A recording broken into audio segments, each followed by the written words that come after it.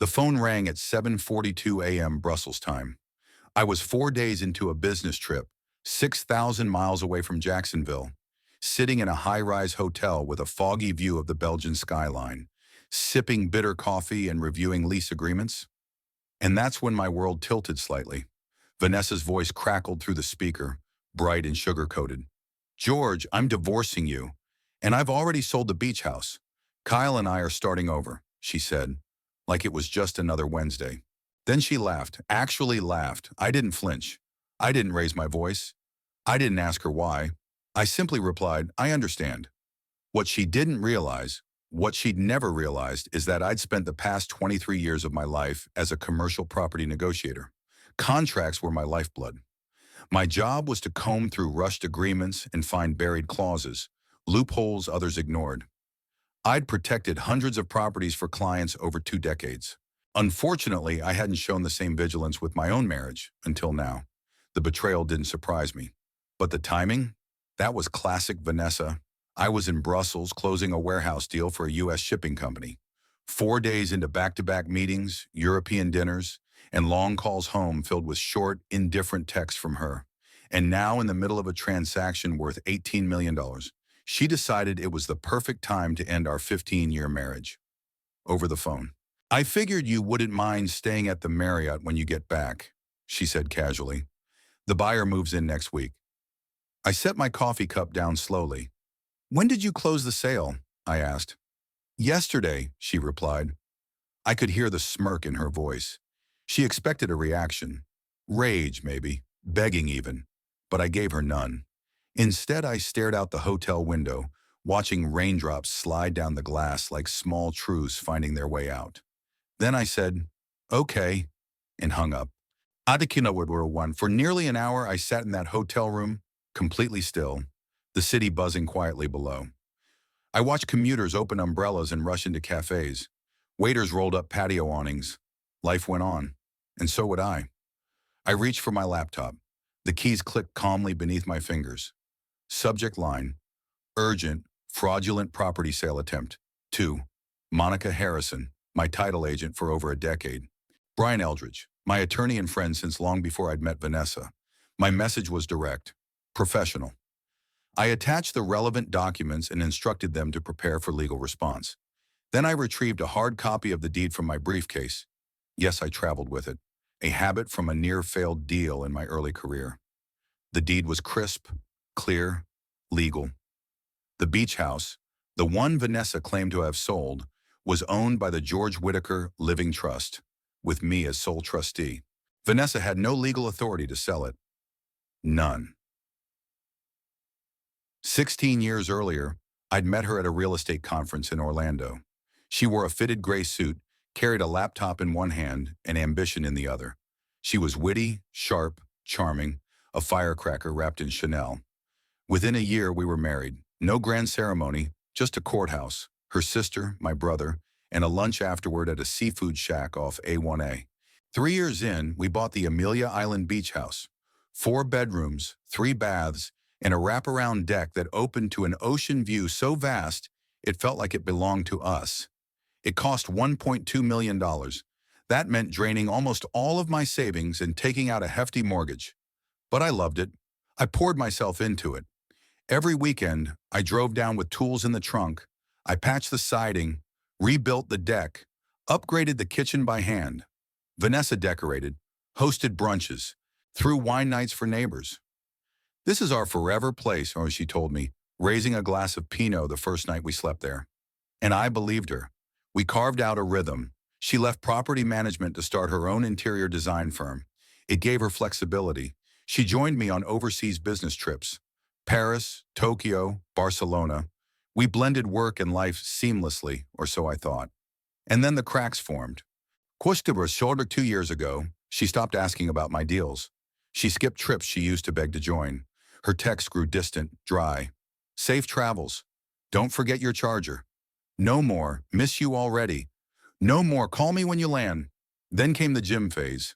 5 days a week she trained with Kyle, her motivational coach, a 35-year-old ex-college athlete turned personal trainer with tattoos, a leased car, and a habit of asking rich husbands questions like, "Hey man, what's your watch worth?"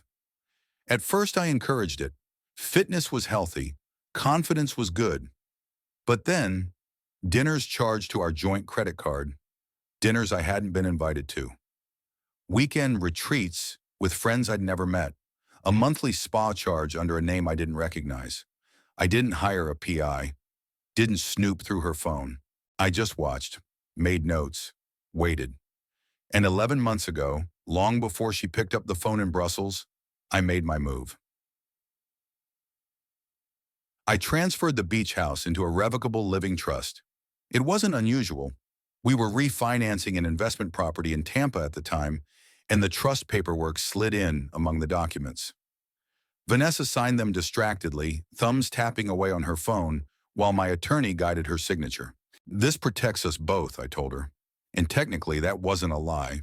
The trust would protect the house, just not in the way she assumed. She never asked about it again. I watched as she grew more detached, more attached to her phone, less interested in us, and more immersed in something else. And I stayed quiet, calm, strategic, until the call came. And then it was game time. Anarusamakum.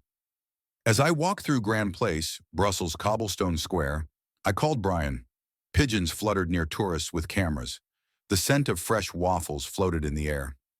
"She can't sell what she doesn't own," Brian said after hearing the story.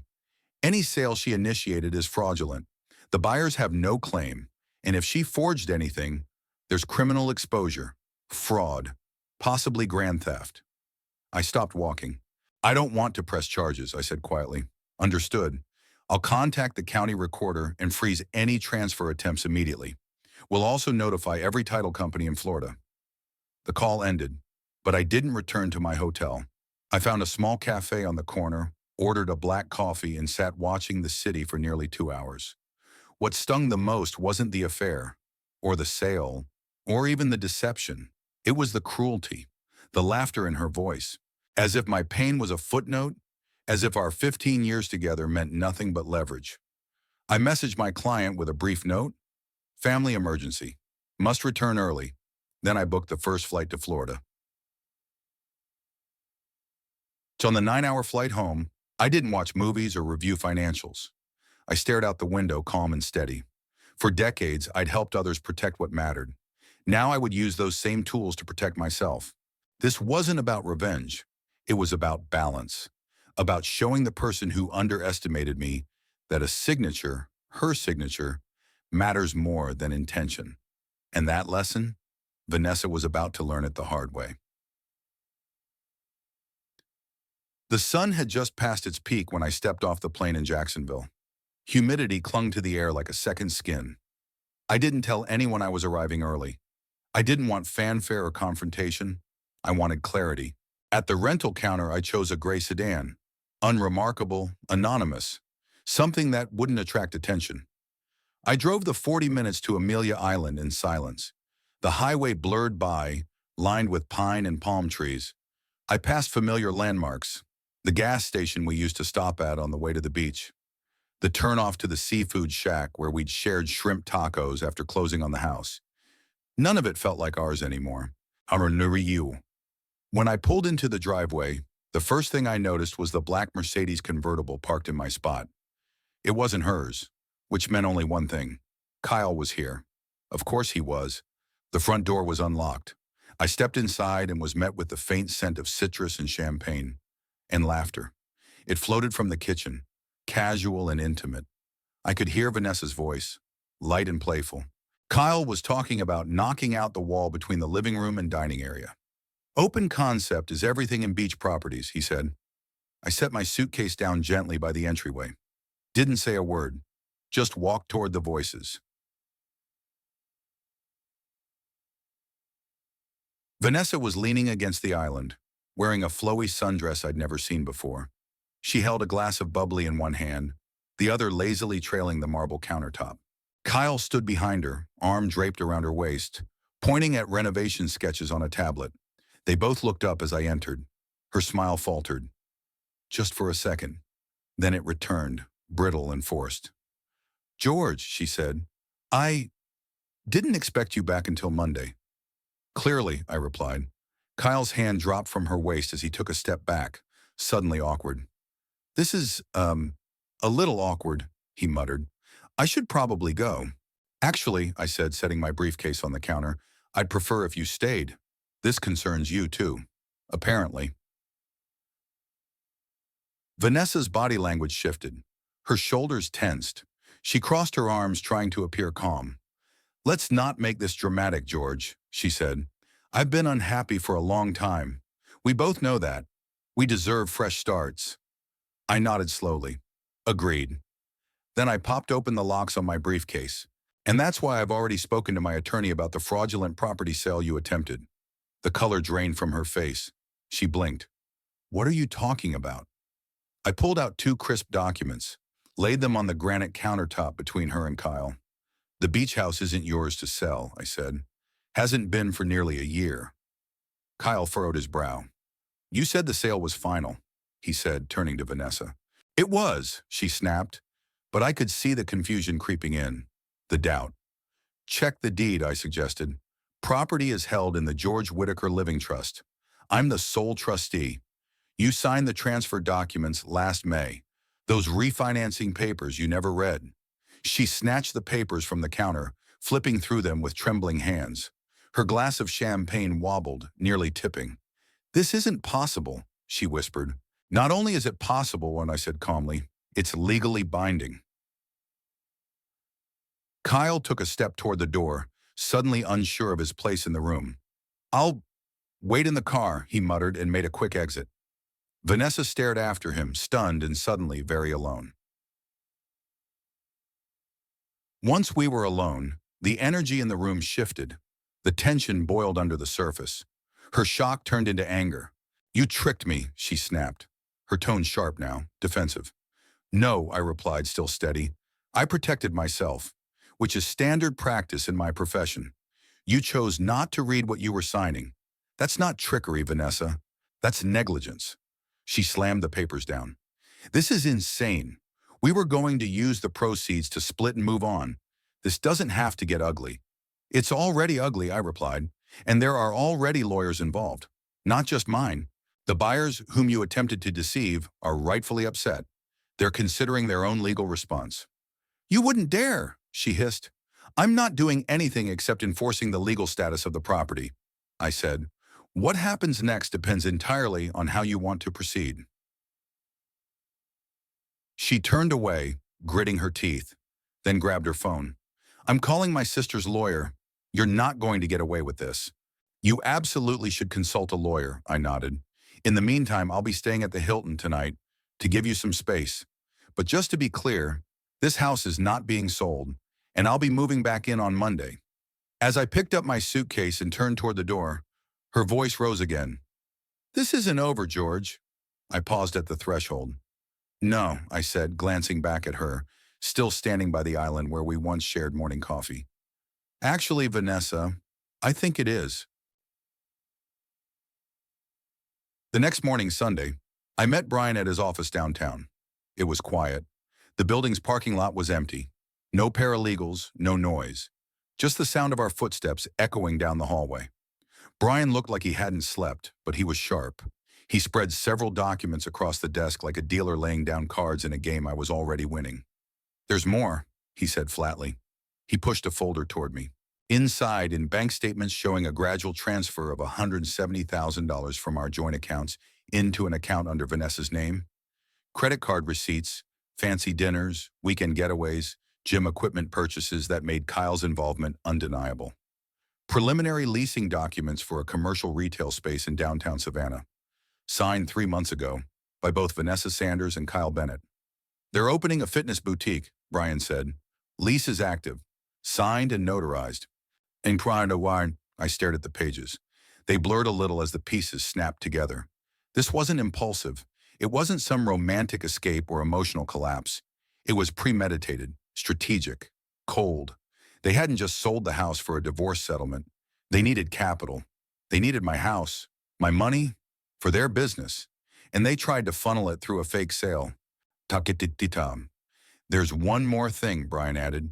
He slid over a single-page printout. A corporate registration record. The buyer for your beach house, he said? Shell company. Traced it through two holding entities, ultimately owned by Jason Bennett.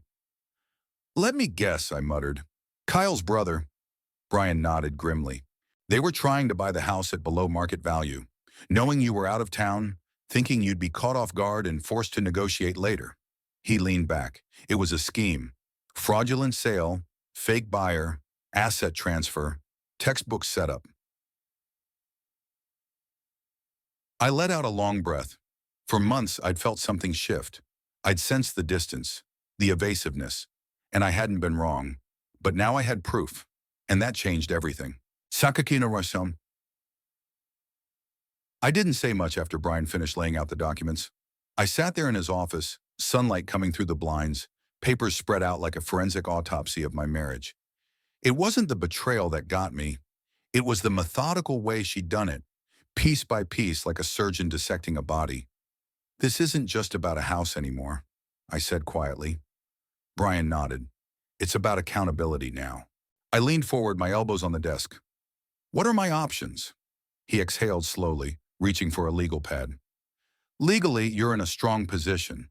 The trust protects the house. That's airtight. We can freeze the joint accounts with a court order. That'll prevent further withdrawals. He paused. As for the funds she's already transferred, that's trickier. Florida is an equitable distribution state. She could argue that the $170,000 was her share of marital assets. And a judge might see it that way, unless what? I asked. Brian tapped the leasing documents. Unless we treat the attempted sale and fund transfers as part of a deliberate fraud scheme. In which case, we're not just talking civil court anymore. We're talking criminal exposure. I raised an eyebrow. Criminal? He nodded. Fraud. Attempted grand theft, depending on how the DA reads it. She tried to sell property she didn't own, using a shell company connected to her new partner. That's not just messy. That's a chargeable offense. I leaned back in the chair. My heart didn't pound. My hands didn't shake. I just felt still and focused. Do you want her arrested? Brian asked finally. I stared at the documents for a moment. No, I said. I don't want her in jail. I want her gone, legally, cleanly, and I want her to know she didn't win. Brian nodded slowly. Okay, here's what I propose. He reached into a drawer and pulled out a preliminary settlement agreement. She returns 60% of the funds, $102,000, waives all claims to the beach house and any properties held in the trust. You waive rights to her new business venture. No criminal charges are filed. No press. No drama. A clean break, I murmured. Brian's eyes met mine. With a very clear warning attached. If she refuses, we go scorched earth. I took the agreement and glanced through it. My name, her name, signatures, lines. All that history, all that hurt, now distilled into black and white lines. And if she fights, I asked, then we file everything with the court, he said firmly. Divorce petition, fraud claim. We notify the DA, let the chips fall. I nodded. I'd prefer the civilized approach, I said. But I'm not blinking. Brian smiled. I didn't think you would. Later that afternoon, I left Brian's office and headed back to the hotel. My phone buzzed just as I pulled into the parking garage. Vanessa. Her text was simple, short. My lawyer says you're bluffing. The house is joint property regardless of your trust trick. See you in court. I stared at the message for a few seconds. Then I showed it to Brian. He shook his head. She's getting bad advice. The trust is solid. Send the offer anyway, I said, but prepare for war. I spent the rest of Sunday in my hotel room reviewing bank statements, insurance policies, asset spreadsheets. I called our financial advisor to separate accounts, flagged our joint credit card for cancellation, scheduled meetings with HR at my firm to update beneficiaries and emergency contacts. Every page I flipped reminded me just how much had been entangled. 15 years of building a life with someone, only to realize she'd started dismantling it quietly while I was away building other people's empires. Monday morning, I woke early and drove to the county courthouse. Brian had already filed the divorce petition, along with an emergency motion to block any further property transfers. By 10 a.m., it was official. Vanessa couldn't legally sell the house. Even if it hadn't been protected by the trust, the motion froze everything. Next stop, First Coast Bank. I met with Thomas Parker, a branch manager I'd known for years. We'd closed dozens of property deals together during my early career. He welcomed me with a handshake and a curious smile. George Whitaker walking in before noon on a Monday? That's got to mean trouble. You have no idea, I said. Sakatoni. A squeeze within the hour, we'd separated every shared account. My name was removed from anything Vanessa had access to. Her name was removed from mine. I've got one more favor to ask, I said as Thomas was finishing the paperwork. Anything. Can you tell me when the next automatic payment to Elite Fitness is scheduled? He typed into the system. Tomorrow, $300. It's been a monthly charge for 18 months. Always pulls from your primary checking account. Cancel it, I said. And while you're at it, cancel anything that isn't utilities for the beach house. He nodded. Done. By noon, I'd updated credit cards, health insurance, emergency contacts, investment access. Every trace of financial dependency was being unwound, piece by piece. Vanessa's name was disappearing from my world, and for the first time in months, I could breathe without wondering what she was hiding. The calls came in waves that afternoon. First Vanessa, then her sister, then a number I didn't recognize, likely her lawyer. I let them all go to voicemail. I didn't need to explain myself. The documents would do that for me. At 2 p.m., I drove back to the beach house. Her car was gone, but the Mercedes was still parked in the driveway. I used my key, half expecting the locks to be changed. They weren't. Inside, Kyle was in the living room, shoving sneakers into a duffel bag. His expression froze when he saw me. I was just grabbing my stuff, he said quickly. I didn't answer, just stood in the doorway, watching. He slung the bag over his shoulder, clearly uncomfortable. Look, man, he began. This wasn't personal. Vanessa told me the marriage was over long before I came along. I tilted my head. Where is she? At her sister's, he said. She's upset. Said you were trying to ruin her. I almost laughed. Is that what she told you? I asked. That I'm the villain in this story? He shrugged, eyes darting away. She said you were controlling, that you trapped her in this town while you traveled the world. I raised an eyebrow. And the business you two were planning to open with money from selling my house? That was my fault too? His eyes widened slightly. There it was, confirmation. He hadn't expected me to know. I stepped closer. You can tell Vanessa her settlement offer is sitting in Brian Eldridge's office. She has 48 hours to accept. If she doesn't, we proceed to a contested divorce and potential fraud charges. Fraud, he said, voice faltering. What are you talking about? I listed it off like a grocery list. Attempting to sell property she doesn't own, misappropriation of marital funds, business licensing using joint resources. Take your pick. Kyle gripped his duffel like it might protect him, then turned to go. One more thing, I called after him. He paused at the door. Tell Jason, your brother, that if he doesn't formally withdraw his offer by the end of today, we'll add his name to the fraud investigation. He blinked hard and left. An hour later, my phone rang. It was Brian. Jason Bennett just called the real estate agent, officially rescinded the offer. I exhaled slowly. Good, I said. That evening, I changed the locks on the beach house. I deactivated the old security system, installed a new one, with cameras this time. Every inch of that house was now legally and physically mine. Then I ordered takeout from the seafood place Vanessa and I used to frequent. And I ate it alone on the deck, watching the sun dip below the horizon. The waves rolled in, unchanging, steady, unlike people, unlike vows, unlike the promises we pretend are forever, until they aren't. Puwaruaka 3 weeks later, I sat across from Vanessa again, this time not in our kitchen, but in Brian's conference room. She was seated across the polished walnut table, dressed sharply but stiffer than usual. Her hair was pulled back tight. Her eyes didn't meet mine. To her left sat her attorney, a young man in a tailored navy suit who looked like he practiced his courtroom objections in the mirror. He flipped through papers with performative precision, as if shuffling faster could shield him from what was coming. Brian sat beside me, calm, his fingers steepled as he leaned forward. We had no need to bluff. The evidence was too solid. Vanessa hadn't spoken directly to me since the morning I returned to Amelia Island. Every communication since had come through lawyers, angry, accusatory, and increasingly desperate. She'd tried to block the trust, tried to claim joint ownership, tried to argue that the transfers were a part of routine household restructuring. Brian dismantled every angle one by one, and now we were here. The day that was originally scheduled to be a pretrial hearing had shifted tone the moment we entered the room. Vanessa's posture told the story before a single word was spoken. This wasn't a fight. It was a reckoning. Brian opened the meeting calmly.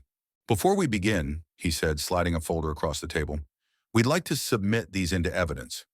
Vanessa's lawyer reached for the documents. 3 simple pages. 1. The trust deed showing full legal transfer of the beach house. 2. Bank records tracing the systematic removal of $170,000 from our joint account over 9 months. 3. An affidavit signed by Jason Bennett, Kyle's brother, admitting that the beach house offer was structured as a favor to Vanessa and Kyle, and that the transaction had been designed to appear legitimate while intending to be flipped for profit later. I watched Vanessa's attorney's face as he read. Color drained from his cheeks. He leaned toward Vanessa and whispered urgently. She didn't look back at him. She just stared straight ahead, rigid, cold. But under the surface, I could see it. The shift. The moment when the script she'd rehearsed for weeks of control, deflection, justification, finally unraveled. After a tense pause, her lawyer cleared his throat. "We're prepared to settle." Brian didn't flinch. "Our terms are straightforward," he said. "Vanessa returns $100,000 of the misappropriated funds. She relinquishes all claims to the beach house and other properties held within the George Whitaker Living Trust. George waives any rights to her new business venture, and no criminal charges will be pursued." Vanessa finally spoke. Her voice was quiet, flat. "And if I refuse?" Brian met her eyes. "Then we submit this to the district attorney for prosecution. Fraud exceeding $100,000 is a felony in the state of Florida. There's also the possibility of conspiracy to commit real estate fraud, based on the affidavit." Her lawyer placed a hand on her arm. "We need a moment," he said. They stepped out of the conference room. Brian and I remained seated, saying nothing. Outside, I could hear faint voices, frustrated, clipped, rising and falling like the rhythm of a dying argument. 17 minutes passed. When they returned, Vanessa's face was pale, tired. She didn't look at me. Her lawyer sat down and said, "We accept the terms." I didn't gloat, didn't smile. I just nodded and signed, then passed the pen across the table. She signed too, her signature looping just slightly at the end, like it always did. The same way it looked on our wedding license.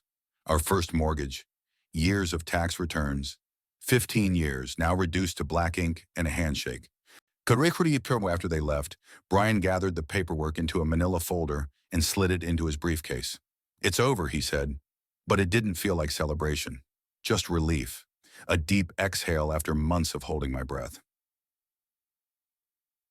Over the next few weeks, I moved through the details like a man resurfacing after a long swim underwater. The divorce was finalized. The settlement terms executed without drama. Vanessa returned the agreed-upon funds, quietly via wire transfer. I transferred the money into a commercial property deal in downtown Jacksonville, an office building with steady tenants and long-term contracts. No champagne, no vacation, just progress.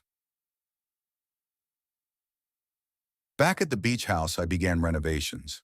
Not just surface updates, but structural ones. I replaced weathered siding, installed hurricane-rated windows, redid the kitchen, not because it needed to be fancier, but because I needed it to feel like mine again. Every change was a quiet declaration. The past is over. This is new ground. Occasionally, I'd hear updates through mutual acquaintances. Vanessa and Kyle had opened their fitness boutique in Savannah, on a smaller scale than they'd originally planned. The business was struggling. Word was they'd burned through their initial capital faster than expected. Their client base wasn't growing. There were whispers of late rent and deferred payments. I didn't feel satisfaction.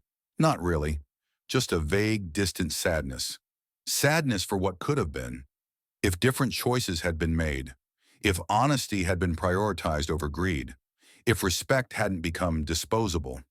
But that wasn't my burden anymore. Pour sur shore 6 months later, I stood on the deck of the beach house, coffee in hand, watching the sun creep above the Atlantic horizon. The morning air was cool and salty. The waves rolled in like they always had, steady, indifferent to human chaos. The same deck where Vanessa once raised a glass and said, "Forever." The same railing I'd gripped the day I found out she tried to sell it. Now it was just mine. The silence no longer hurt. It healed. Surinowari. When in the house looked different now. Gone were the designer accents and impersonal art she'd insisted on. The walls had been repainted. The kitchen gleamed with custom cabinetry I'd installed myself. Even the doorknobs had been changed. Not because I needed new ones, but because they were hers. I needed everything to reflect one truth. This wasn't a shared space anymore. This was a rebuilt life. Kushtuwa Afu had kept a low profile after the settlement. No social media posts, no updates to mutual friends, no waves, just work, renovation, and clarity. Some weekends I'd drive out to the property I invested in downtown, a 3-story brick building in the old commercial district.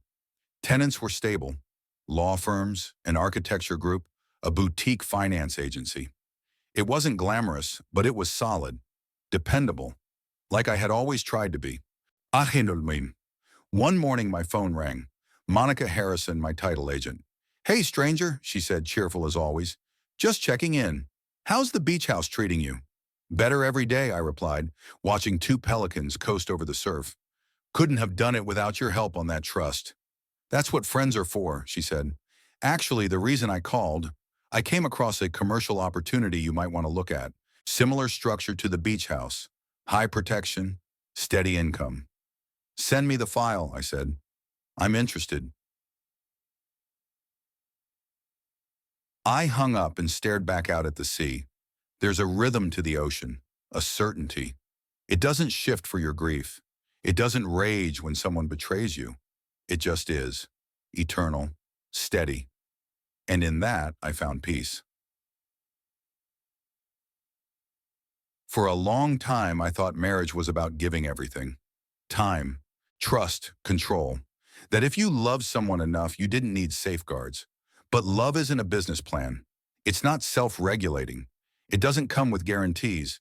And so now I move differently. I protect my name, my time, my assets, and most of all, my peace.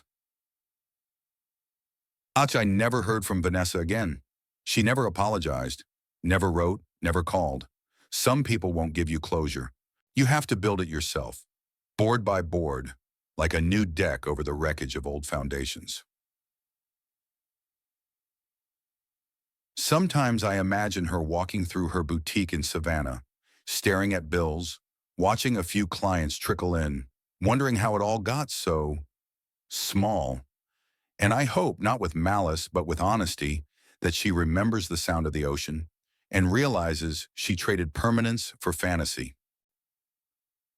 With the camera in my head zooms out slowly, past the dunes, past the rooftops, past the shoreline.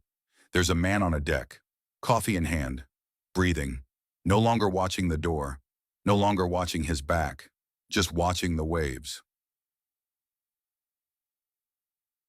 They say the first 6 months after a divorce are the most revealing. Not painful, not dramatic, just revealing. You discover what was real and what was held together by habit. You start noticing the places in your life that used to echo someone else's voice. And if you're lucky, you learn to replace those echoes with silence that feels like freedom. After the settlement, My days shifted back to something more familiar. Contracts, calls, coffee-fueled mornings, and late-evening negotiations. My professional world didn't flinch. Because in business, no one cares about your personal life. They just want clarity, execution, results. And I delivered those in spades. The beach house became my weekend project. Some men go fishing, some rebuild vintage cars. I retiled bathrooms, painted baseboards, installed new locks, not because I feared intrusion, but because it was symbolic. A reset. No more hidden keys, no more shared passwords, no more assuming anything was truly ours. Antumon. One afternoon, while replacing the storm shutters in the guest bedroom, I found an old notebook in the closet. Vanessa's. Thin leather cover, her handwriting inside. For a second, I froze. Should I read it? I debated with myself. Ethics, privacy. But then I reminded myself, she left me in the middle of a deal, by phone, while I was overseas. I opened it. It wasn't a diary, more like a business planning log. Lists, budget estimates, projected revenue for V&K Wellness Studio. She'd been planning the boutique for over a year. There were even notes about how to handle asset divestment. One line struck me. George never questions paperwork. He signs everything. Use refi opportunity to move funds quietly. I didn't feel hurt. I felt validated. She had underestimated me, and she'd written it down. It's that night I scanned a few key pages and emailed them to Brian. He responded an hour later. This supports intent. Good to keep on file, but we won't need it unless she violates the agreement. Fair enough. I never mentioned the notebook to Vanessa, never brought it up to her lawyer. Some truths don't need confrontation. They just need to be recognized. 3 weeks later, I got an unexpected email. Subject, Invitation, 2025 Commercial Real Estate Summit. Location, Barcelona speaker. Track mitigating asset risk in high-conflict divorces. I stared at the screen for a long moment, then laughed out loud. Irony had a hell of a sense of timing. I hadn't planned to attend. I was exhausted. But something about the topic struck a chord. I RSVP'd. Barcelona in early spring was milder than I remembered. The Mediterranean air wrapped around the city like a warm shawl. The summit was hosted in a marble-clad venue near the Gothic Quarter. Dozens of executives, brokers, attorneys, asset managers, people I knew, people who knew me, and people who'd heard rumors. I was walking reputation management, and I wore it like armor. The panel went well. I spoke clearly, without emotion, about trust structuring and fraudulent transfer prevention. I didn't mention my own case, but every word was steeped in personal knowledge. After the session, a young man approached me. Early 30s, sharp suit, tired eyes. Mr. Whitaker? He asked. I'm going through something similar. My wife is attempting to liquidate our joint holdings while I'm focused on international expansion. Any advice? I nodded, then gestured to the chairs near the back of the hall. We talked for 45 minutes. He wasn't just asking about law. He was asking how to keep his dignity intact when everything familiar was being dismantled behind his back. And I told him the truth. You don't fight fire with fire, I said. You fight it with paperwork, with patience, and with people who know where to dig. That conversation lingered in my mind as I returned to the hotel that evening. I wasn't just rebuilding a home. I was becoming something I hadn't expected. A quiet example for other people whose marriages had become legal puzzles and emotional traps. When I returned to Florida, the beach house greeted me like a friend who doesn't ask questions. The waves were right where I left them. The sunrise still rolled in exactly on time. And for the first time in years, I didn't feel the need to check her location, her accounts, her texts. Vanessa no longer took up space in my head. She was no longer a presence, just a name on old documents. But a month after Barcelona, I started a new routine. Saturday mornings on the beach deck, French press coffee, no phone, no laptop, no schedule. Just me, a chair, and the ocean. It was the closest thing to therapy I'd ever accepted. Around that time, Brian called. "I've been contacted by a real estate podcast out of Atlanta," he said. "They want you as a guest. Something about asset protection, trust planning, lessons from high-profile cases." I paused. "Do they know my story?" "They know parts, nothing public, no names. But they've heard whispers, and they're interested in how you handled it all so calmly." I agreed to the interview. It aired 2 weeks later. An hour-long episode titled "Bulletproofing Your Legacy: Lessons from a Whispered Divorce." It wasn't salacious, it wasn't personal, it was tactical, smart. We talked about the importance of financial clarity, of keeping trust documents updated, of understanding how betrayal often starts with paperwork, not passion. The episode went viral in certain circles. Wealth advisors shared it. Attorneys used clips during seminars. And the host called afterward to say, "Your calmness is unnerving, in a good way." I smiled.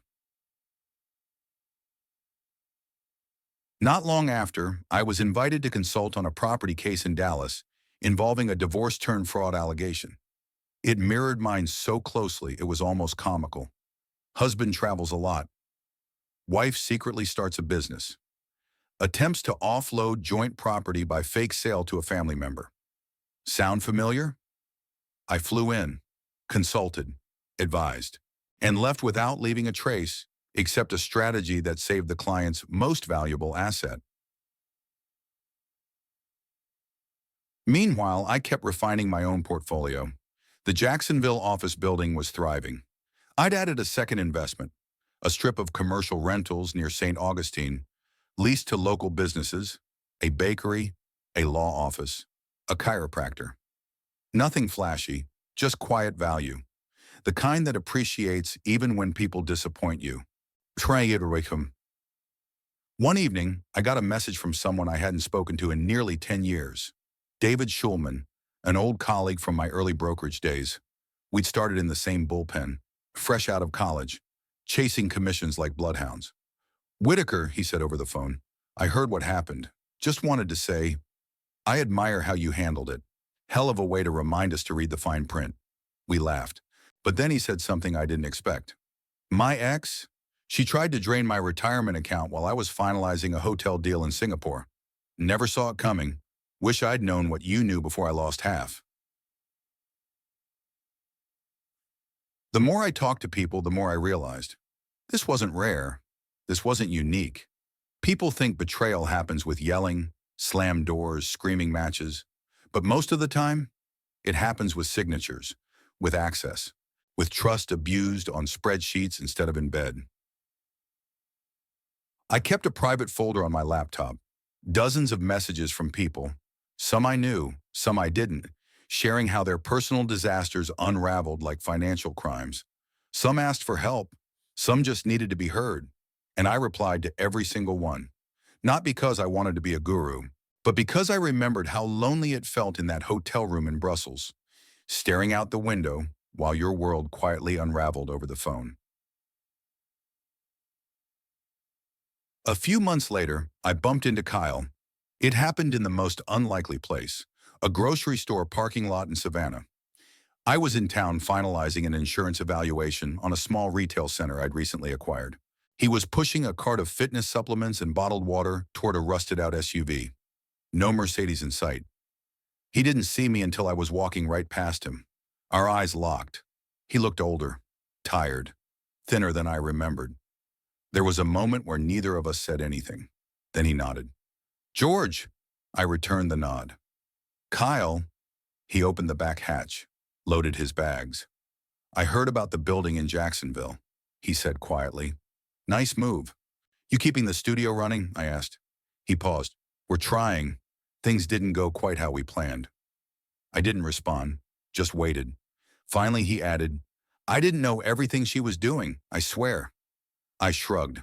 "That's between you and your mirror." I left him in that parking lot, didn't look back, didn't feel smug, didn't feel angry. Just done. Some chapters end with a bang. others with a quiet cart full of protein powder and regret. It was a rainy Thursday afternoon when I received an envelope in the mail. Not unusual, not marked urgent, just a plain white envelope, handwritten return address. I nearly threw it away, but something about the handwriting tugged at me. I sliced it open with a letter opener and pulled out a single folded page. No signature, no greeting, just 6 words written in soft black ink. You were right to protect yourself. There was no return name, but I knew it was her. I didn't tell Brian, didn't file anything, didn't respond. I folded the note once more and slid it into a drawer I rarely opened. Not because I needed the closure, but because it was a reminder. The version of me she thought she'd manipulated, that man was gone. Aha, kind of for me. The next week I met Monica for lunch. She'd found a new property, an aging hotel near Daytona that needed work but had potential. It was a bigger investment than I usually took on, but I'd built momentum now, a team, a rhythm. Over sushi and iced tea, she asked me something I hadn't expected. Do you ever miss her? I didn't answer right away. I thought about the wine glasses we used to toast with, the playlist she used to put on while cooking, the soft knock on the guest room door when she wanted to apologize but never quite found the words. No, I said finally. I don't miss her. I miss the version of me that thought she was permanent. That weekend, I hosted my brother and his family at the beach house. They hadn't seen it since the renovations. My niece, who was 6 the last time she visited, ran through the hallways like it was a new playground. She squealed when she found the guest room had been turned into a reading nook with floor cushions and a beanbag. This house feels happy now, she said. I smiled. Sometimes children have the best radar for energy.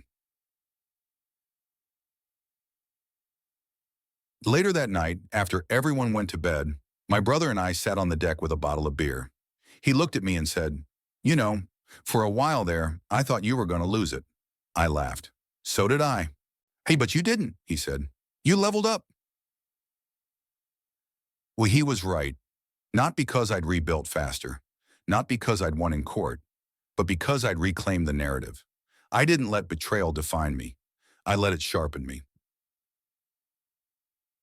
3 months later, I was asked to speak at a real estate law seminar in Miami. The topic? Strategic protection of marital assets in high net worth divorce. It was standing room only. Not because I was famous, but because I'd lived the subject matter. I didn't use Vanessa's name, didn't dramatize the timeline. I just laid it out. How trust planning works, how to spot early financial red flags, how silence is often louder than confrontation. Afterward, a woman in her 40s came up to me. Tired eyes, firm handshake. "I walked away with nothing because I trusted him," she said. "Wish I'd known what you know." I handed her my card. "Start now," I said. "It's never too late to protect what's left." The invitations kept coming. Podcasts, panels, private consultations. Apparently, I'd become something of a niche case study. The guy who beat a fraudulent divorce without shouting. The man who outmaneuvered betrayal with contracts, not vengeance. I leaned into it, on my terms. I never made it my identity, but I didn't hide it either. Because sometimes your pain becomes someone else's blueprint, and if that prevents one more person from signing the wrong thing or trusting the wrong smile, then it was worth it.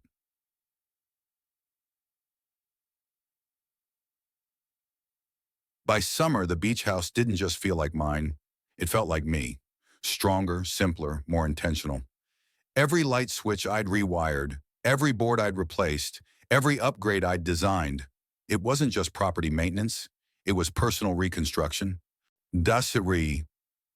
One morning, I stood barefoot in the kitchen, pouring coffee into a ceramic mug I'd picked up at a roadside market during my Barcelona trip.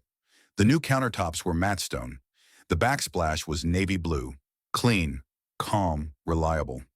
No more trendy gold fixtures. No more decor chosen for social media.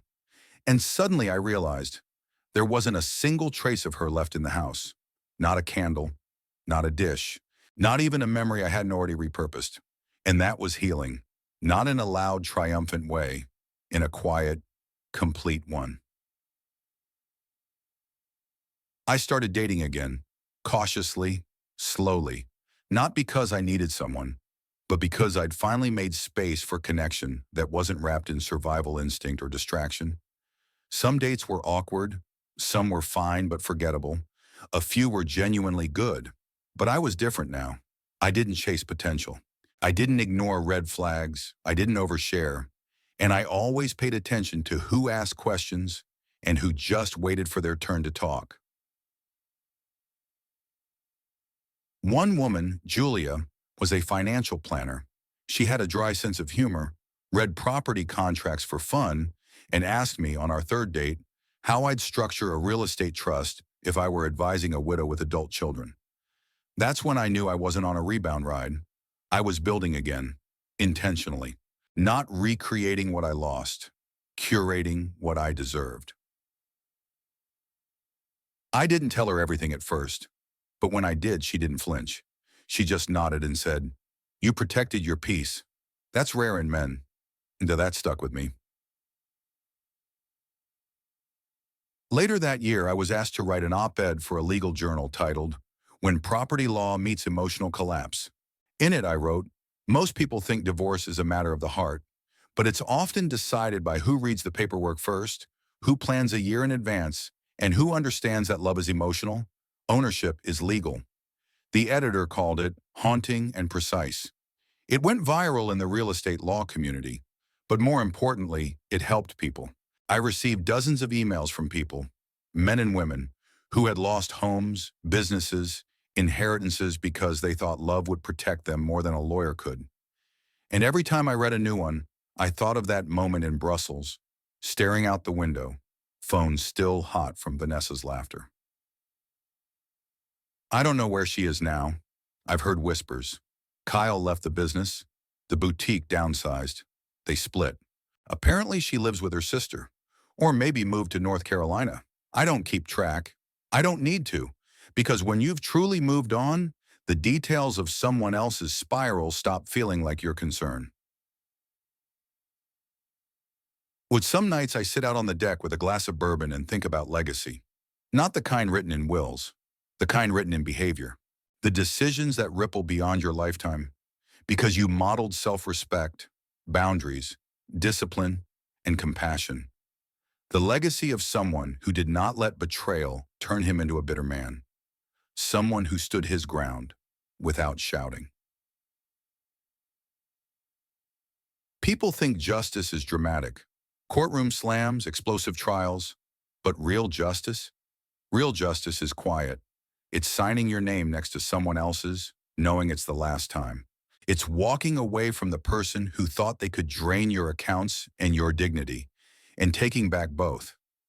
It's living well, quietly, so well in fact that they become a footnote in your story, not the climax. As the wind moves through the seagrass and the porch light flickers on automatically, I remind myself of the only vow that ever truly matters. I will not lose myself again for the sake of someone else's comfort. Not in business, not in love, not even in memory. You know what surprised me the most about starting over? It wasn't the silence.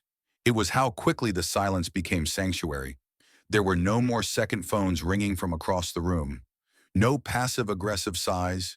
No arguments about weekend plans. No carefully placed makeup kits in the guest bathroom she pretended were for when my sister visits. Just peace and plywood and slow, methodical healing. Turkfirm. When I used to think revenge had to be loud, that it needed courtroom fireworks and tabloid headlines and slammed doors. But real vengeance? It's ownership. It's success on your own terms. It's not needing them to see you thrive, but knowing they probably do. By the time fall rolled around, I'd expanded my property portfolio into 5 counties, 3 commercial properties, 1 beachfront rental, and a small professional complex in Ponte Vedra leased to healthcare providers. I had a team now, a lawyer, a CPA, a manager, all built on trust, clarity, and contracts that I had written. And yet, the most important project was still the one with salt air and a sea view, the beach house. I took my time with the final touches, planted new hedges, restored the wood-burning fireplace in the den, hung black and white photos I'd taken on trips long ago, before things started unraveling. Every decision was intentional. Nothing for appearance, everything for function, for memory, for me. One afternoon, while reorganizing an old desk drawer, I came across a USB drive. It was unlabeled, tucked behind some receipts and extra checkbooks. I didn't remember placing it there. I plugged it into my laptop and opened the only folder on it. Photos. From the early years. Vanessa and I at the beach. Our first holiday party. A blurry image of us dancing in the kitchen barefoot. Flour on our shirts. For a moment I felt something stir. Not longing, just recognition. That yes, it had once been good. But no, it hadn't lasted, and that's okay. I deleted the folder without a second thought. Not out of spite, but because some ghosts don't need to be archived. They just need to be acknowledged, and then erased. Ibrahim. Out of a week later, I got a call from Brian. You ever heard of Carter King Holdings? He asked. Vaguely, I replied. Mid-sized private equity firm. Aggressive acquisition patterns. Why? They're trying to acquire your downtown Jacksonville property. Sent an inquiry through a broker. Didn't realize it was yours. I chuckled. How aggressive are we talking? They've already scooped up 4 blocks around your building, he said. You're the last holdout. That night, I stood on the roof of that building, city lights flickering all around me. I watched the traffic crawl below, people moving in and out of businesses I owned, lights turning on in offices where people worked under my leases. I smiled, because I knew something Carter King didn't.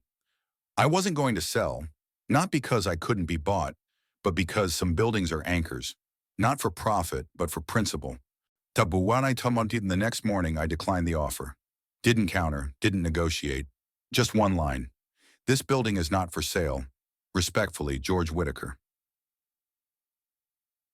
Look, 3 days after I rejected the Carter King offer, they sent a second inquiry, this time with a higher number and a thinly veiled threat.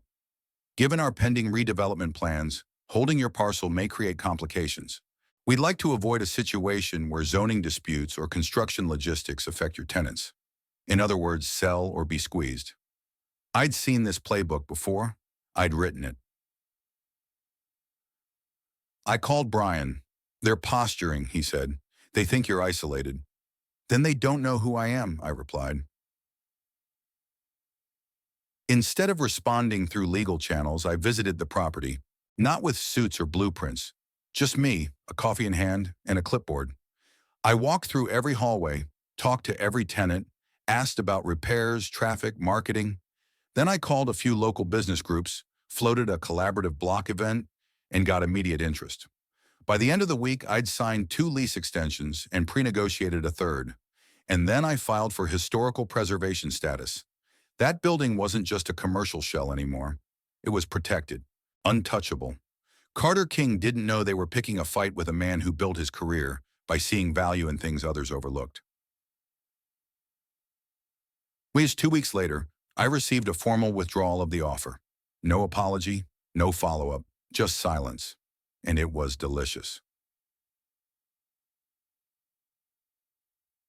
I went back to the beach house that night, stood on the deck, and let the salt wind hit my face. It wasn't about the building. It was about knowing that I had drawn the line, again, and this time, nobody crossed it. That weekend, Julia came down to visit. We grilled swordfish on the back patio, sipped white wine, and talked until the candles burned low. She asked me something that no one else ever had. Do you think you'd ever get married again? I didn't rush the answer. I thought about it as the waves hummed just beyond the dunes. Finally, I said, maybe, but not because I need to, only because someone made my world bigger, not smaller. She smiled, that kind of quiet, knowing smile that says she gets it. We didn't rush anything. No labels, no timelines. Just 2 people rebuilding trust, one moment at a time. No secrets, no shadows. That fall, I held a client appreciation event at the Jacksonville property. Live jazz, catered seafood, string lights wrapped around the balcony. Brian came, Monica came, Julia came. Even my niece and brother showed up, dressed up and wide-eyed.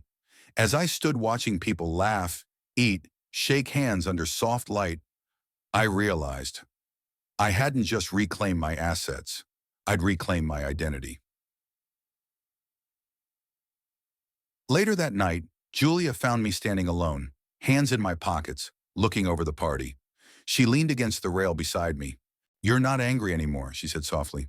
"No," I said, "I'm not." "What changed?" I thought for a long moment. Then I answered, "I stopped trying to win and started trying to live." The holidays came quickly. Cooler air, salt-swept mornings, and lights strung along the dunes like scattered stars. The beach house never looked better. That December, I hosted Christmas for the first time in years. No formality, just warmth. My brother carved the turkey. Julia made a pear galette from scratch. My niece handed out gifts with dramatic flair. And for the first time since Vanessa's call from Brussels, I looked around a full table and felt complete. Not moved on, not recovered. Whole.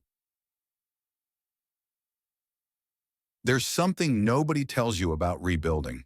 It's not about returning to who you were. It's about becoming someone you never imagined you could be because of what broke you. In January, I started journaling again. Not daily, not forced, just thoughts I didn't want to forget. One entry read, "The day she left, I thought I'd lost my future. But what I really lost was the version of me that settled for less." Ardefrontum. I started consulting, quietly, discreetly, for clients going through asset disputes. Not for money, for meaning. One man, a widower in his 60s, thanked me with tears in his eyes. "You helped me protect what my wife and I built together," he said. That mattered, because I knew what it felt like to nearly lose everything, not just to betrayal, but to not seeing it coming. Sneeën in Forntuntuntunus. Meanwhile, the Jacksonville property kept thriving. Tenants stayed, new ones signed. And one day a young man walked into my office holding a clipboard and said, "Hi, Mr. Whitaker. I'm Kyle." I blinked. Not that Kyle. This one had a pressed shirt, a steady voice, and ambition in his eyes. He was interviewing for a management trainee role. We talked for 30 minutes. At the end, I hired him. Because I realized something that day. I wasn't afraid of names anymore. Not hers, not his, not theirs. Because I'd removed their power and reclaimed my own. By spring, Julie and I planned a trip to Lisbon. Not to escape, to celebrate. We didn't stay in a five-star hotel. We booked a small boutique place on a cobblestone street with no elevator, creaky floors, and a bakery downstairs. We spent mornings sipping coffee from a terrace, afternoons walking hand in hand through narrow alleys. On our last night, we stood by the ocean, the same Atlantic, just a different shore. She looked at me and said, "You're not haunted anymore." And I wasn't. We flew home, back to the beach house, back to the life I'd built, deliberately, piece by piece. And I knew then, the storm was over. Not because I'd outrun it, but because I'd built something stronger in its wake. Approximatum. There's a tree that grows behind the beach house. It's not much, wind-stunted, bark bleached by salt. But it's resilient. It bends with the storms, never breaks, always there the next morning. That tree became a kind of symbol for me, of endurance, of quiet power, of roots that grow deeper after the wind tries to rip them out. A few weeks after returning from Lisbon, Julia gave me a gift. Wrapped in plain paper, no card. Inside was a framed photo she'd taken without me noticing. It was me, standing on the deck, barefoot, mug in hand. Looking out at the horizon, she'd titled it, "Man at Peace." And she was right. I used to think revenge had to feel like victory, but it doesn't. Not always. Sometimes it just feels like clarity, like the fog has lifted, like the noise has stopped, like waking up in a home you own, drinking coffee you brewed, and not needing anything from the person who once tried to erase you. Sometimes I wonder if Vanessa ever looks me up. If she Googles the properties, sees the names on the deeds, checks the LLCs, maybe she hears about the business talks I give, or the op-eds that still circulate in investment circles. Maybe she's curious. Maybe she's not. But here's the truth. I don't care, because the man she betrayed no longer exists, and the man who replaced him doesn't owe her anything. This story started with a betrayal, a phone call from 6,000 miles away, a laugh in her voice, a beach house she thought she'd sold out from under me. But it ends here, with ownership, with dignity, with a home that's more than real estate. It's proof. Proof that I didn't just survive the storm, I rebuilt in its aftermath. You're not out of spite, not to win, but to reclaim what was mine, my peace, my path, my power. So, if you're watching this because you've been blindsided by a partner, a friend, a business deal, let me say this. You're not broken, you're not weak, you're becoming. And the best revenge? It's not screaming in courtrooms. It's not online posts or bitter texts. It's not even living well. It's building a life so solid, so serene, that the people who tried to destroy you can't even recognize who you've become. Because here's what they don't expect: that you'll learn the contracts, that you'll read the fine print, that you'll grow into someone who plans instead of reacts, someone who sets boundaries in ink, who owns the deed, who changes the locks not out of anger, but out of clarity. Era Euro. So yes, she tried to sell my house, but I kept it, because I knew who I was, and I planned for the day she forgot. Or now I wake up to waves, to quiet, to ownership, in every sense of the word. And I don't need revenge, because I've got something better. I've got peace.